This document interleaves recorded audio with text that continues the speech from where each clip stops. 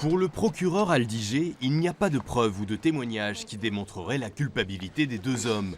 Pourtant, ils ont parlé de Florence Woerth dès janvier 2007, a souligné le président Roucou, qui a mené les débats. Il a bien essayé ces 2 jours de faire vaciller les 2 prévenus en soulignant encore ce matin cette coïncidence.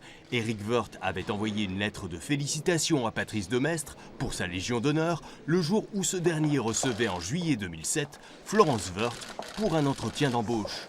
Nous venons de suspendre cette audience sur un rapprochement, la lettre de félicitations à M. Demestre et la réception de Mme Woerth. Ça n'a aucun rapport. Alors on peut rapprocher des choses qui n'ont aucun rapport entre elles et n'en tirer aucune conclusion. Bon, il faut que tout ça se termine.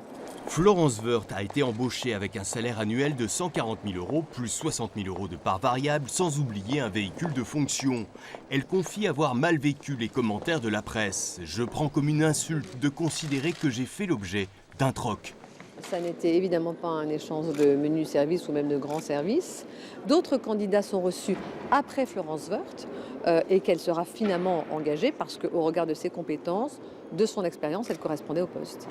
Dans la balance, les enregistrements chez Liliane Bettencourt vont-ils peser, dans lesquels Patrice Demestre confie avoir recruté la femme du ministre pour lui faire plaisir. Aujourd'hui, il affirme que l'ex-ministre ne lui a rien suggéré.